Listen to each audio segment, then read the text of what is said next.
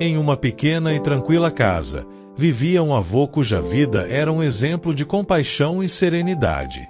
Para ele, a verdadeira felicidade não estava nas posses materiais, mas na paz do espírito e na prática constante do amor ao próximo. Seus ensinamentos eram profundamente influenciados pela sabedoria de duas grandes tradições espirituais, o cristianismo e o budismo. Ele costumava reunir sua família ao redor, seus filhos e netos, para compartilhar histórias que revelavam os princípios da vida espiritual. Do cristianismo, ele ensinava o poder da caridade, o amor incondicional e a importância do perdão. Lembrava-lhes sempre as palavras de Cristo: amai-vos uns aos outros como eu vos amei. Cada gesto de bondade, dizia ele, era um reflexo desse amor divino. Do budismo, o avô trazia lições de desapego e equilíbrio. Explicava que a verdadeira liberdade vinha do não apego às coisas passageiras do mundo, como Buda havia ensinado. Ele acreditava que o sofrimento era parte da vida, mas que, ao praticar a compaixão e cultivar a mente serena, era possível transcender esse sofrimento e encontrar a paz interior. Com paciência e ternura, ele guiava sua família nos caminhos do Dharma, mostrando-lhes que a meditação e a introspecção eram chaves para o autoconhecimento.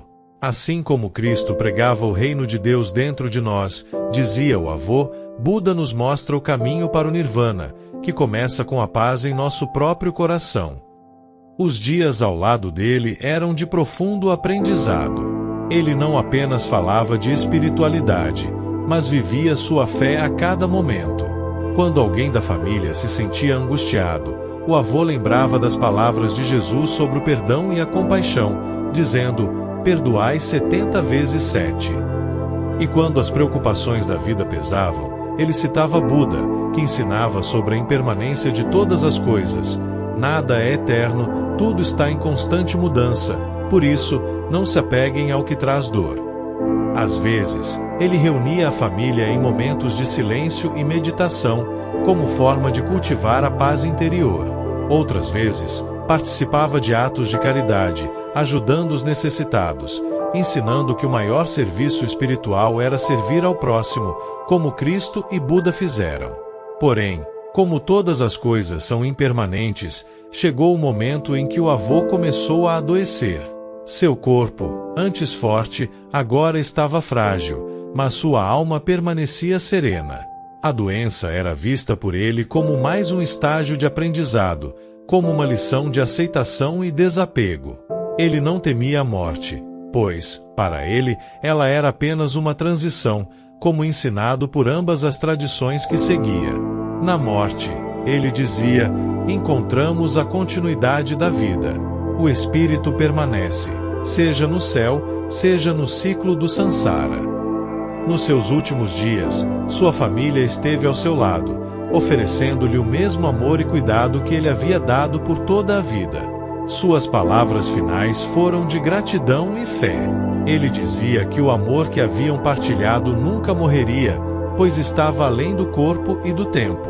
Cristo nos ensina que a vida é eterna, ele sussurrava, e Buda nos ensina que nossas ações, nossas virtudes, reverberam para além desta existência.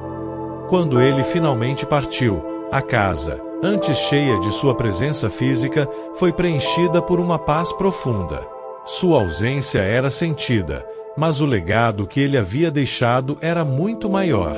Seu exemplo de compaixão cristã e de sabedoria budista havia transformado a vida de sua família para sempre. Mesmo depois de sua partida, a família continuava a se reunir, refletindo sobre seus ensinamentos.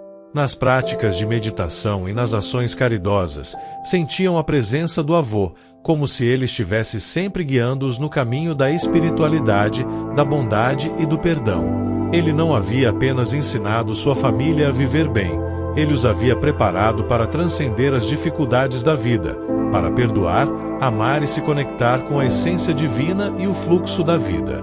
E, por isso, ele seria lembrado não apenas como um avô amoroso, mas como um sábio, cuja luz espiritual continuaria a brilhar através dos atos e corações daqueles que o amavam.